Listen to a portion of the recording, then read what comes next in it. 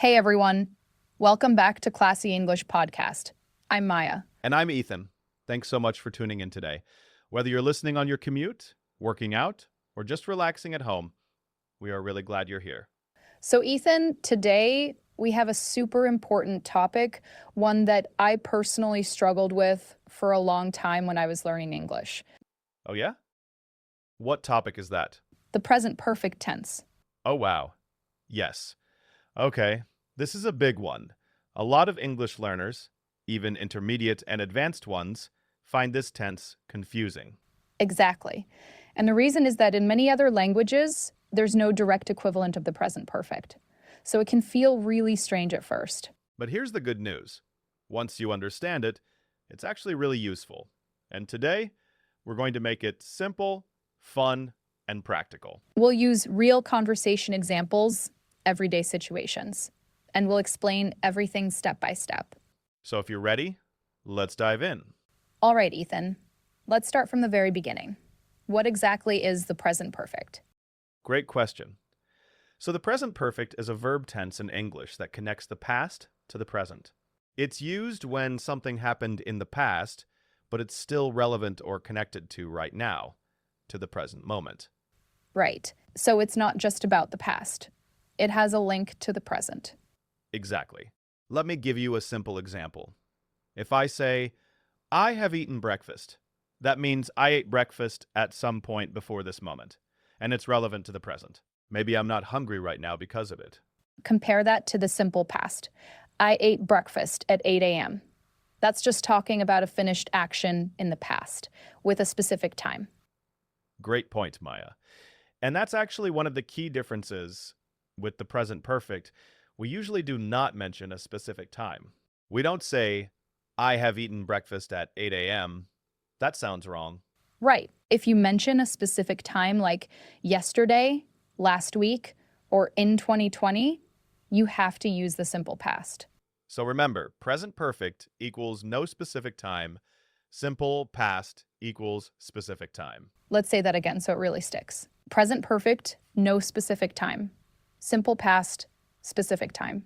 Perfect. Now let's talk about how to form the present perfect. Okay, so the formula for the present perfect is pretty straightforward. It's subject plus have/has plus past participle. Right. So for example, I have visited Paris. She has worked here for 5 years. They have just arrived.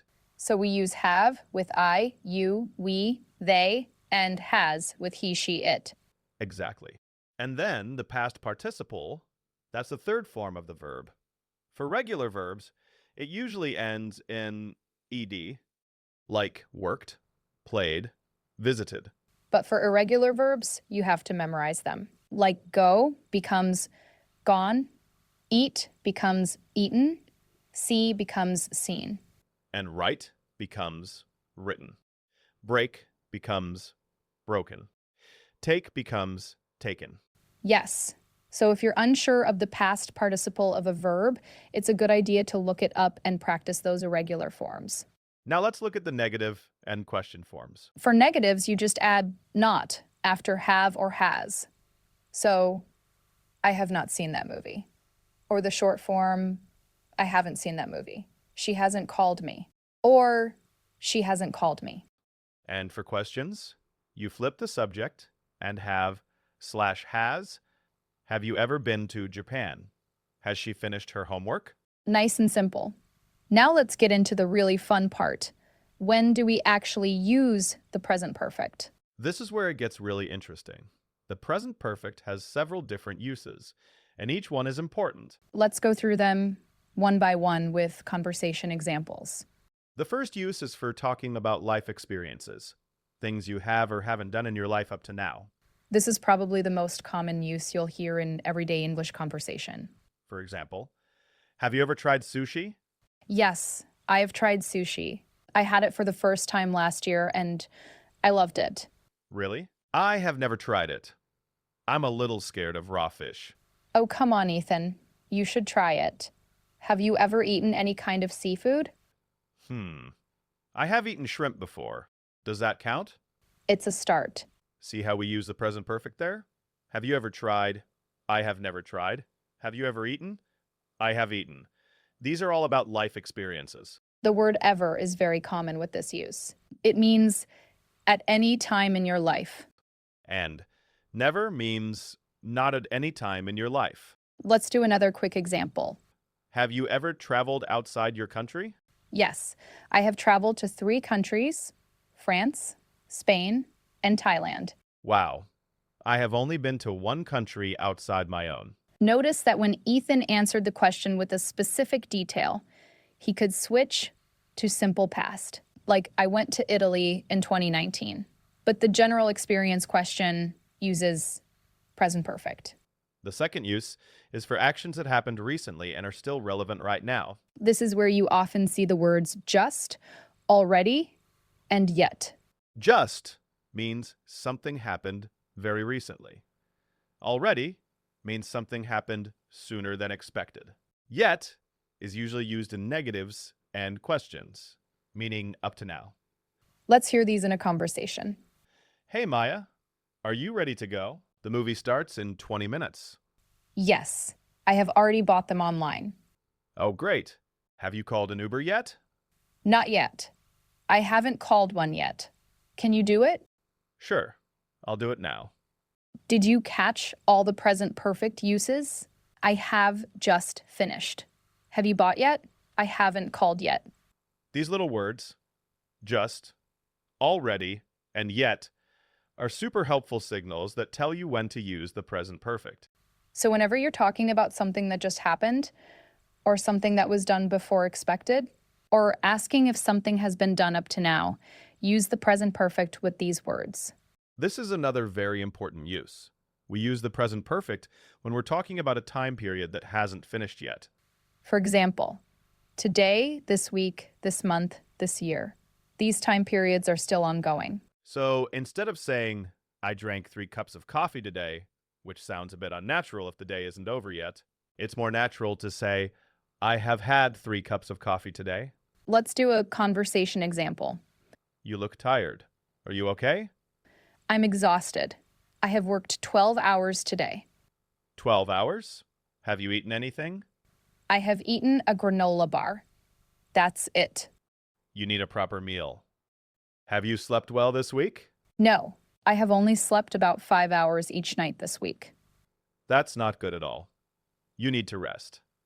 Notice all the unfinished time markers. Today, this week. Because those time periods aren't over yet, we use the present perfect. This is a really natural way to talk about your day or your week with someone. This is another very commonly tested and used form of the present perfect. We use it to talk about something that started in the past and is still happening now. And we use 2 keywords, for and since.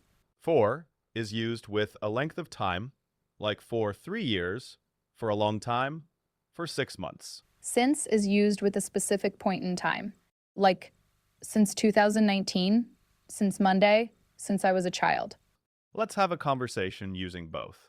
Ethan, how long have you been learning Spanish? I have been learning Spanish for about 2 years.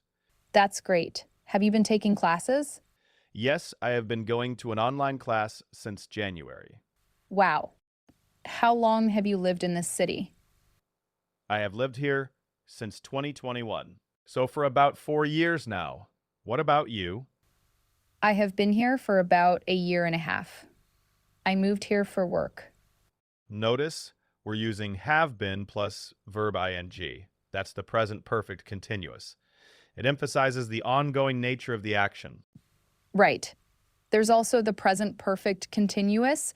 I have been working. She has been studying, which we'll talk about a little more later. But for now, just remember, for plus duration, since plus specific time. Okay, let's take a quick break from examples and talk about some common mistakes that learners make with the present perfect.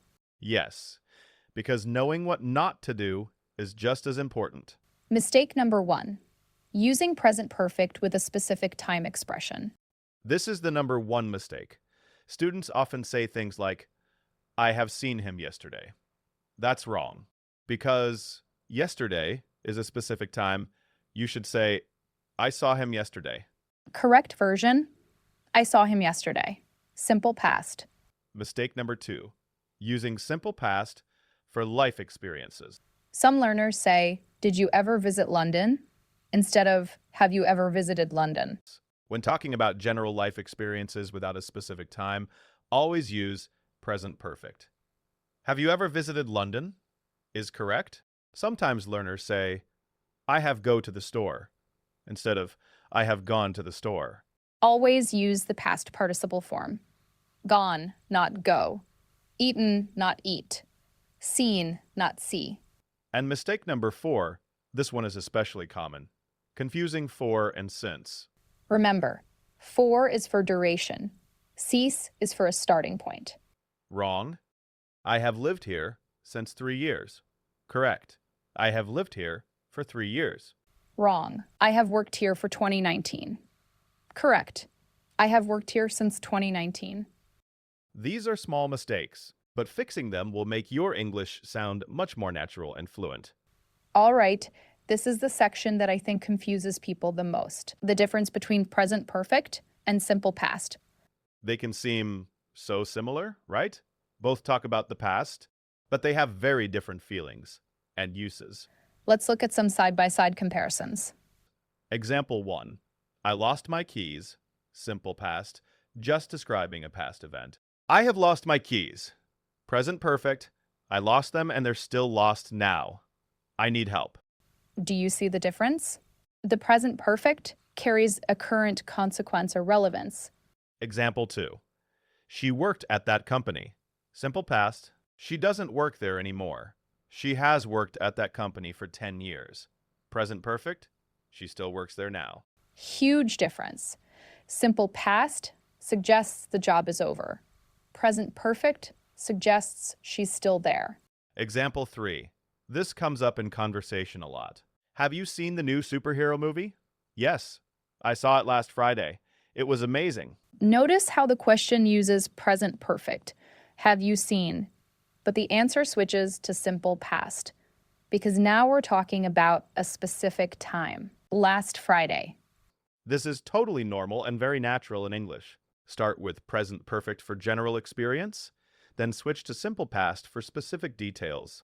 Let's practice that in a mini conversation. Have you read any good books lately? Yes, I have just finished a really great mystery novel. Oh, nice. What was it about? It was about a detective who solved crimes in 1920s London. I read it in just 3 days. Wow. You finished it that fast? See the pattern? I have just finished is present perfect. But then I read it in 3 days is simple past because we're giving a specific detail about how it happened. Now let's briefly touch on the present perfect continuous, because you'll hear this a lot in real conversations too. The formula is have/has plus been plus verb ing. For example, I have been studying for 3 hours. She has been working all day. They have been waiting since noon. The present perfect continuous emphasizes the duration and continuity of an action. It's still ongoing or just stopped, and there's usually evidence of it. Great example. If someone walks into a room looking sweaty and tired, you might say, "You look exhausted. Have you been running?" And they might answer, "Yes, I have been running for an hour." Let's do a full conversation using this tense. You look really stressed out. What's going on? All week? How many hours have you been studying each day? I know. I'm sorry. I have been studying about 6 hours every day. I'm exhausted. Have you been getting enough sleep? Not really. I have been going to bed really late. You need to take a break. All this hard work is going to pay off. I promise. I hope so. I have been working really hard on my grammar, especially the present perfect. Ha! See what we did there? All right?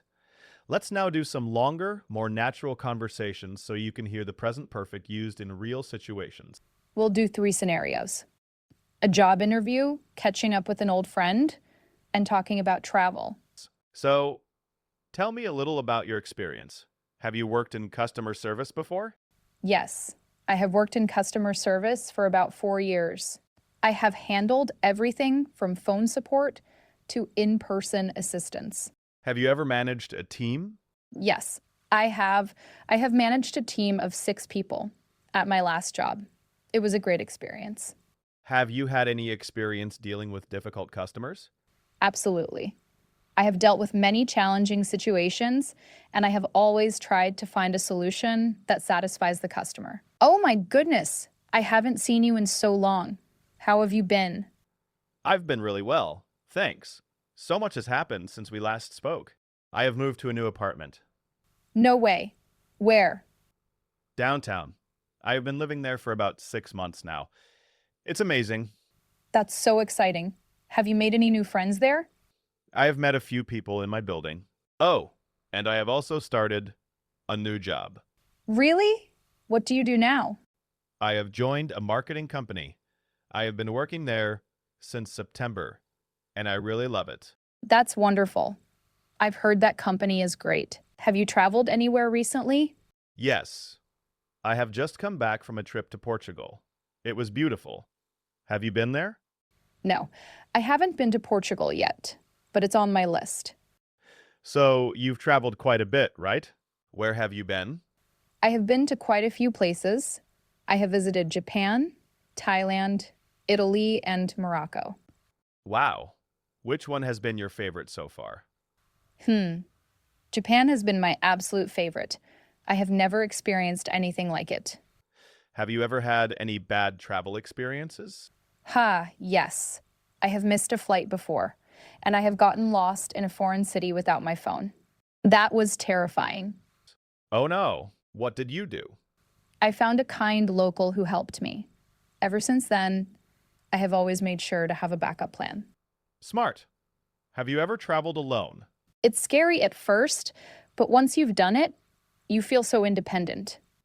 I have always wanted to try solo travel. I haven't gotten the courage yet. You should. I think you'd love it. All right. Let's test what you've learned today. Maya is going to give sentences, and you, the listener, try to decide if they are correct or incorrect. Then we'll give you the answer. Ready? Here we go. Sentence 1. I have seen her yesterday. Pause and think. The answer is incorrect.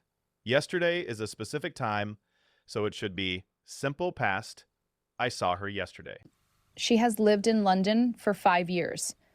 The answer is correct. For 5 years shows duration, and she still lives there.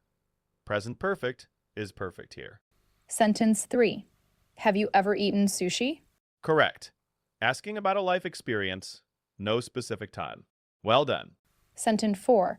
I have worked here since 3 years. Incorrect. Since needs a specific point in time, not a duration. The correct sentence is, I have worked here for 3 years. Sentence 5. They have just arrived. Incorrect. You need the past participle. Correct. They have just arrived. Great job, everyone. How did you do? Before we wrap up, let's share some practical tips to help you really master the present perfect. Tip 1. Listen actively. When you watch English movies, TV shows, podcasts, or YouTube videos, listen for the present perfect. You'll be surprised how often it comes up. Tip 2. Practice with signal words. Remember these key words: ever, never, already, yet, just, for, since, recently, lately. When you see or hear these, think present perfect. Tip 3. Keep a journal. Every day, write 2 or 3 sentences in the present perfect about your day. I have finished my work. I haven't called my friend yet. I have just had dinner. This builds the habit. Tip 4. Speak out loud. Don't just read and write. Speak. Practice saying sentences out loud. I have been learning English for 2 years. Get your mouth used to forming these sentences. Tip 5. Don't overthink it. At first, the present perfect might feel strange, but the more you use it, the more natural it becomes. Trust the process. All right, everyone. That brings us to the end of today's episode. We really hope this helped you understand the present perfect tense in a new and practical way.